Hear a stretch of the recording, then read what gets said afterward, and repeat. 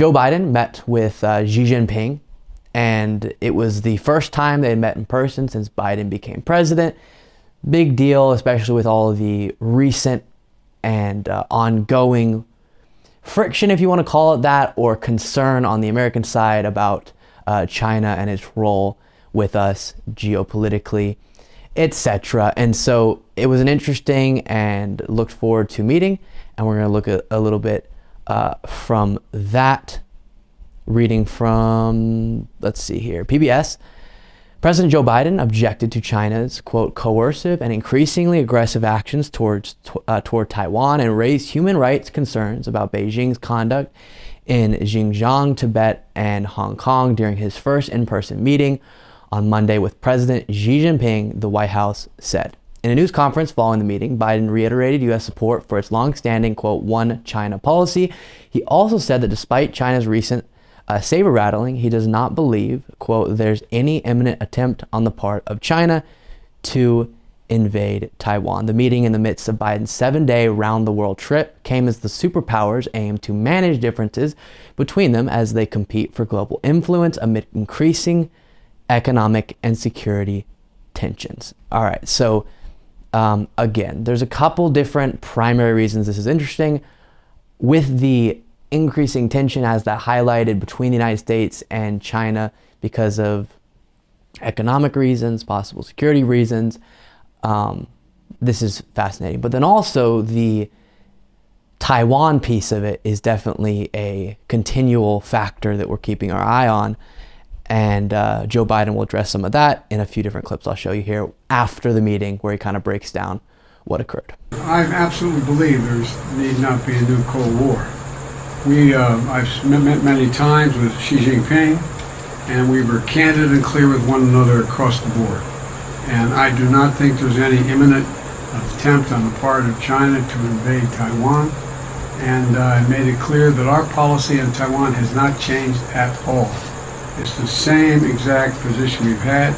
I made it clear that we want to see cross-strait issues peacefully resolved, and so it never has to come to that. Okay, so trying to settle people's mind a bit and say we're not going to experience a Cold War 2.0 with China, which is good if that's true. Here's another moment on the issue of North Korea, saying that China he's encouraging them to play a role in the management of North Korea. It's difficult to say that I am certain that China could control North Korea, number one. Number two, I made it clear to President Xi Jinping that I thought they had an obligation to attempt to make it clear to North Korea that they should not engage in long-range nuclear tests. And I made it clear as well that if they did, they, meaning North Korea,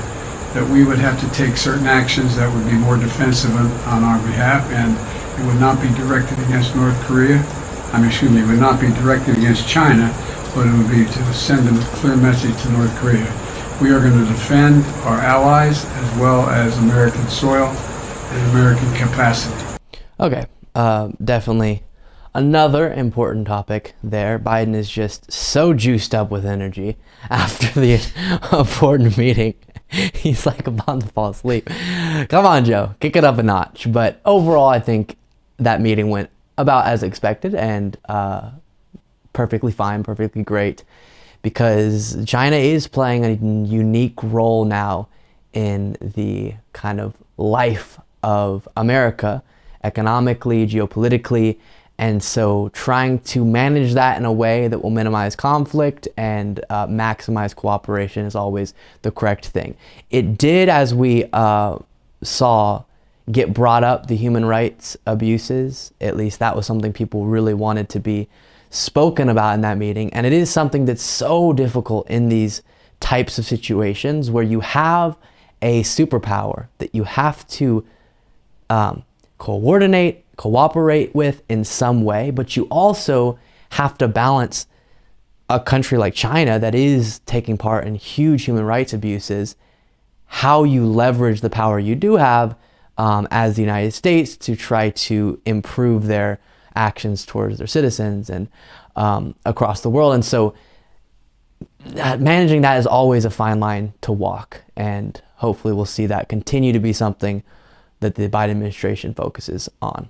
Thank you so much for watching. If you want to be a part of what makes this show possible, plus get access to the full video version of the show hours before any of the clips are uploaded to YouTube, plus get access to an extra full show every Saturday that only members can see, you can do so by going to patreon.com/Luke Beasley. That's patreon.com/Luke Beasley, and there is a link in the description.